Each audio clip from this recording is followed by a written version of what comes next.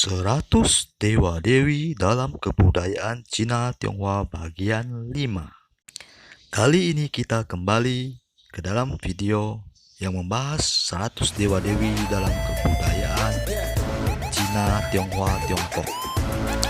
Video ini merupakan video edukasi mengenai kebudayaan Cina Tionghoa Tiongkok yang bertujuan untuk menambah pengetahuan kita mengenai sejarah budaya dewa-dewi dalam kebudayaan Cina Tionghoa Tiongkok. Tolong sebelum kita lanjut ke video ini, saya mohon subscribe, like, dan share video ini. 41. Sanping Zushi. Bagi kebanyakan umat Tridharma, mungkin masih jarang mendengar dewa Sanping Zushi dan lebih mengenal dewa Jingshui Zushi yang telah saya ceritakan di video sebelumnya. Sanping Zushi memiliki rupang yang perawakannya mirip Jingshui Zushi dengan memakai jubah biksu dalam ajaran Buddhis Mahayana. Dan akan saya jelaskan sedikit bahwa Zushi dalam gelar dewa merujuk kepada seseorang leluhur yang membina diri dan mencapai tingkat kedewaan dan banyak menolong orang dengan berbagai ilmu spiritualnya yang ajaib. Sanping Zushi disebut juga dengan panggilan Guangzi Dashi, adalah seorang biksu pada masa dinasti Tang. Ia hidup pada rentang tahun 781 hingga 872 Masehi. Sanping Zushi terkenal dengan kemampuannya dalam hal medis yang penuh mukjizat. Sejak umur 14 tahun beliau menjadi seorang Sramanera, dan sejak itu ia memiliki keinginan kuat menyelamatkan dunia. Lalu pada usia 27 tahun beliau ditasbihkan sepenuhnya menjadi seorang biksu. Beliau mengunjungi berbagai daerah dan akhirnya membangun kuil Sanping Chen di Pingshan dan terus mempelajari ilmu medis untuk membantu orang-orang. Beliau pula yang menciptakan ilmu bela diri kesehatan Tai Chu Chuan dan Shou Chu Chuan. Beliau sangat ahli meramal cuaca dan ilmu pertanian, sehingga diberi gelar Guangzi Dashi oleh Kaisar Xuanzong pada masa dinasti Tang. Kuil Sanping Zushi yang cukup terkenal terdapat di Taiwan, daerah Jiayi, kota Shikou. Sanping Zushi merupakan dewa yang sangat dihormati di sana. Tai Chu Chuan dan Shou Chu Chuan yang diciptakan oleh Sanping Zushi sangat terkenal sebagai ilmu bela diri untuk kesehatan hingga saat ini. 42. Han Xingye. Han Xingye yang disebut juga dewa harta timur dan dipercaya sebagai dewa rezeki yang mengurusi rezeki perjudian. Han Xing hidup pada masa dinasti Han. Beliau adalah seorang jenderal perang yang melayani Kaisar Liu Bang. Han Xing memiliki taktik unik untuk meningkatkan semangat prajuritnya dengan mengajak prajurit-prajuritnya berjudi agar meningkatkan emosi dan mempertajam daya analisa prajuritnya di medan perang. Ia percaya kekalahan dalam judi menyebabkan para prajuritnya emosi sehingga membuat mereka beringas berani di medan perang, dan juga judi mengasah daya nalar prajuritnya sehingga prajurit Han Xingye tidak asal emosional namun juga menggunakan nalar dalam berperang. Karena kepiawaiannya dalam memimpin pasukannya dan jasanya pada perang Chu Han, beliau dinobatkan sebagai 3 pahlawan dari awal dinasti Han. 43. Pai He Xian Si, atau dalam bahasa Indonesia Guru Dewa Bangau Putih, merupakan murid dari Mahadewi Jiu Tian Xuan Ni dan juga pewaris kitab 3 ilmu langit tanpa huruf yang merupakan kitab dewa akar dari ilmu keajaiban Taoisme. Pada masa dinasti Shang, Pai He Xian Si turun ke dunia untuk menolong umat manusia ketika masa kekacauan dan bermunculnya siluman jahat yang mengganggu ketentraman umat manusia. Namun akhirnya Pai He Xian Si gugur saat bertarung dengan Raja Siluman Gunung Hitam dan pasukannya. Konon beliau dikuburkan di gua di sebuah gunung di daerah Sichuan. Sebagai penghormatan kepada beliau, masyarakat pada masa itu banyak membuat altar untuk menghormati beliau. Bahkan konon, air doa yang ditaruh di altar Pai He Sianse manjur mengobati berbagai penyakit. Selain itu, diyakini pula Pai He Sianse dapat memberikan keselamatan dan rezeki bagi siapa saja yang tulus berdoa kepada beliau. Pai He Sianse merupakan salah satu dewa Taoisme yang berkedudukan tinggi.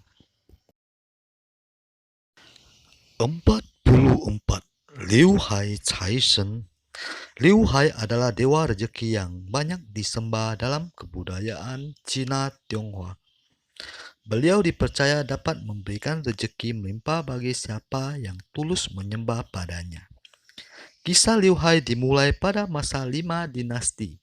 Kala itu Liu Hai menjabat sebagai Perdana Menteri dinasti Liao. Pada suatu ketika Liu Hai merasa cemas. Ia tidak tahu kenapa hari ini ia begitu gelisah. Lalu tiba-tiba datang seorang pendeta Tao bernama Zheng Yangji. Liu Hai menyadari yang datang adalah salah satu dari 8 dewa, yakni Han Zhongli. Han Zhongli berkata pada Liu Hai, beliau ingin mengenalkan Liu Hai pada jalan suci.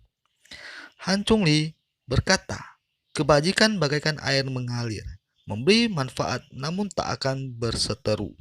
Menghapus kejahatan manusia disebut Tao. Baik berpikir, berkata, dan bertindak selalu berada dalam kebajikan. Karena tidak bersaing, maka takkan risau.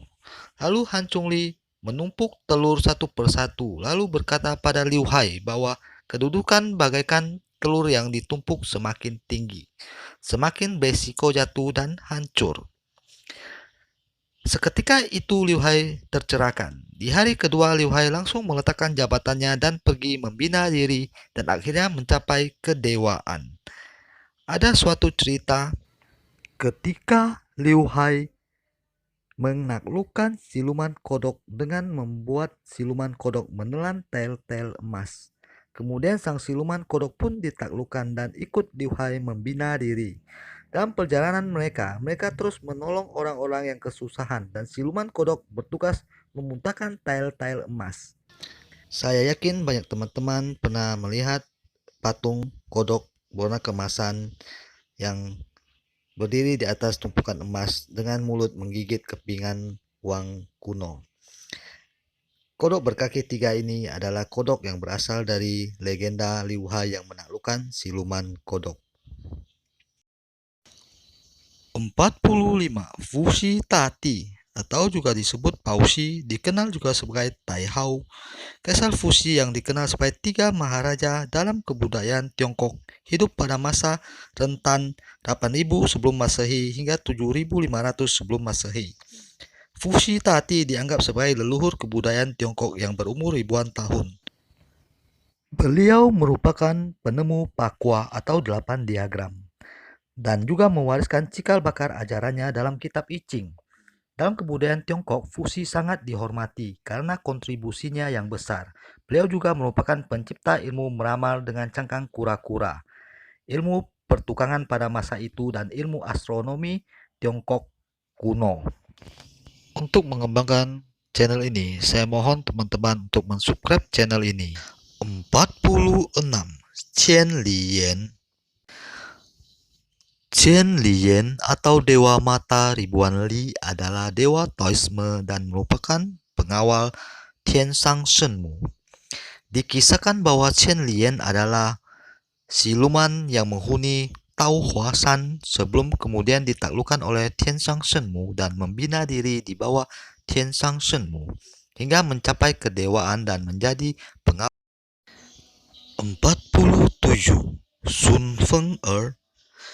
Sun Feng-er atau dewa pendengaran mengikuti angin juga merupakan siluman yang ditaklukkan Tianshan Shenmu di gunung Tao Huashan dan akhirnya bersama Qian Liyan membina diri di bawah bimbingan. 48. Dewi Niwa. Dewi Niwa dalam mitologi yang diceritakan turun-menurun merupakan pencipta manusia.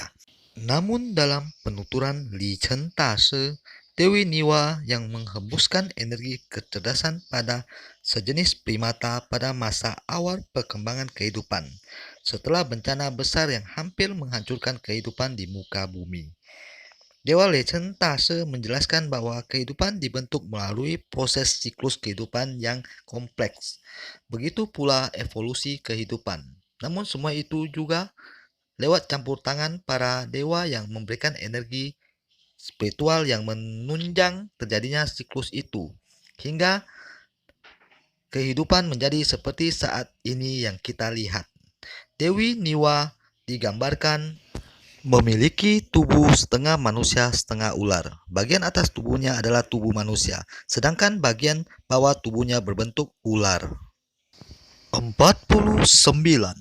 Tai Jiuku Tianjun. Tai Jiuku Tianjun adalah dewa Taoisme yang berkedudukan tinggi. Beliau adalah penguasa 5 alam kayangan, roh bintang kutub, dan pelindung kesatuan alam semesta. Tai Jiuku Tianjun sering disebut juga Tai Zhenren. Dalam cerita Fang Shen Yai, diceritakan bahwa Tai Zhenren adalah guru dari Nacha. Tai Zhenren hidup pada masa yang sama dengan Kaisar Shenong, sang penemu ilmu pengobatan. Tai Zhenren yang tinggal di istana timur kayangan sering mendengar ratapan orang-orang dunia fana yang menderita dan sering memberi pertolongan sehingga diberi gelar kehormatan Tai Jiuku Tianjun. Tai Zhenren kerap digambarkan sebagai petapa tua berwajah ramah duduk di atas singgasana teratai. Hari ulang tahun beliau diperingati pada tanggal 11 bulan 11 penanggalan lunar. 50. Shenong Tati. Shenong adalah salah satu 3 maharaja dalam kebudayaan Tiongkok bersama Huang Ti dan Fu Xi. Shenong adalah penemu ilmu pengobatan Tiongkok dan berbagai ilmu pertanian pada masa itu. Dan Shenong juga penemu teori yin yang dan penemu teh. Beliau hidup sewaktu 2800 sebelum Masehi. Dipercaya sebagai dewa pertanian dan pengobatan, Shenong memiliki kedudukan yang sangat tinggi dalam literatur kedewaan Taoisme. Shenong Tati pula lah yang pertama mengajarkan membajak sawah dengan hewan. Sampai saat ini, monumen kuburan Shenong Tati masih berdiri kokoh di daerah Zhuzhou, Provinsi Hunan, Desa Luyuan. Bagi orang Hakka, Shenong juga sering disebut dengan Engku Sinti. Dan Shenong ini adalah salah satu dewa yang memiliki kedudukan tinggi karena ia adalah salah satu dari 3 maharaja dalam kebudayaan Tionghoa atau Tiongkok. Dalam kebudayaan Tiongkok atau Tionghoa, para leluhur adalah sesuatu yang sangat penting. Para leluhur adalah sesuatu yang nyata. Kebanyakan para dewa diambil dari para leluhur yang berjasa pada umat manusia pada masa yang lampau. Para leluhur memberikan ajaran, pengetahuan, serta adat tradisi yang diturunkan dari generasi ke generasi sehingga menciptakan sebuah kebudayaan berusia ribuan tahun bagi orang-orang Tionghoa, orang-orang Tiongkok, sehingga menjadi identitas mereka hingga hari ini. Terakhir, saya mohon subscribe teman-teman. Saya mohon dengan sangat subscribe teman-teman agar kita bersama membangun channel ini.